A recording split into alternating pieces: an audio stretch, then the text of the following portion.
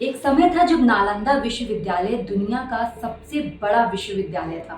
करीब 10,000 छात्र यहाँ शिक्षा ग्रहण करते थे और 1600 से अधिक पंडित आचार्य इन छात्रों को इस यूनिवर्सिटी में शिक्षा देते थे। करीब 108 विषयों पर यहाँ पढ़ाई कराई जाती थी।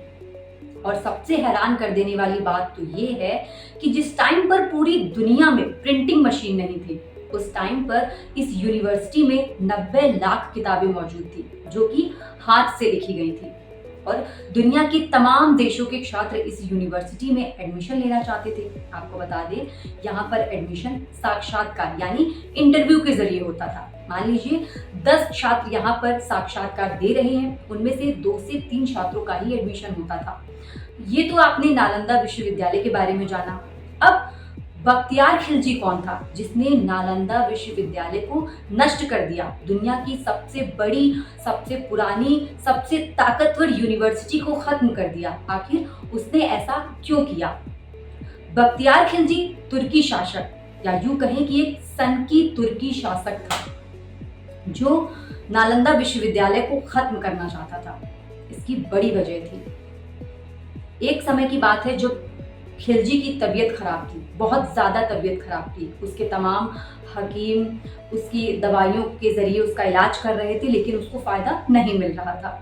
जिसके बाद उसी के एक साथी ने उसको नालंदा विश्वविद्यालय में संपर्क करने के लिए कहा और उसने ऐसा किया भी, लेकिन एक शर्त उसने रखी। उसने कहा कि मैं अपना इलाज यहाँ से तभी कराऊंगा जब इन लोगों की, इन भारतीय पद्धति की बनी बिना चीज़ों का दवाइयों से मेरा इलाज होगा। उसने ये शर्त रखी, लेकिन फिर भी नालंदा विश्वविद्यालय के विद्वान आचार्यों ने एक उपाय निकाला। उन्होंने उसको एक कुरान की किताब दी और कहा कि इसको रोज दिन में 2 से 3 बार पढ़ना। खिलजी ये बात मान गया और कुरान की उस किताब को लेकर वापस आ गया और दिन में 2-3 बार पढ़ना उसने शुरू कर दिया। समय बीतता गया। कुछ समय बाद उसको ये एहसास हुआ कि इस किताब को पढ़ने से, इस कुरान की किताब को पढ़ने से उसको फायदा मिला है, यानी उसकी तबीयत में सुधार हुआ है। अब वो ये बात जानना चाहता था कि आखिर इस कुरान की किताब में ऐसा क्या था जिसके जरिए उसको फायदा हुआ।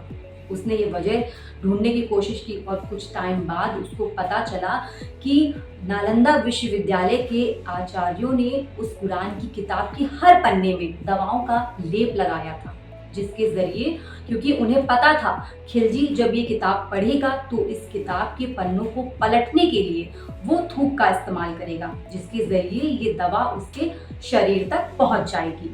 लेकिन खिलजी ये बात जानकर बहुत गुस्साया, क्योंकि वो ये बात मानने के लिए तैयार नहीं था कि उसके हकीमों से ज्यादा ताकतवर नालंदा विश्वविद्यालय के आचार्य शिक्षक थे। तभी से उसने नालंदा विश्वविद्यालय को नष्ट करने की योजना बना ली और वो नालंदा विश्वविद्यालय को पूरी तरह नष्ट करना चाहता था, क्योंकि वो ज्ञान के इस सागर को खत्म करना चाहता था। और एक दिन वो अपनी पूरी सेना के साथ नालंदा विश्वविद्यालय आक्रमण के लिए पहुंच गया। वहां मौजूद जितने भी छात्र, शिक्षकों, उसने सभी को मार डाला और नालंदा विश्वविद्यालय में आग लगा दी।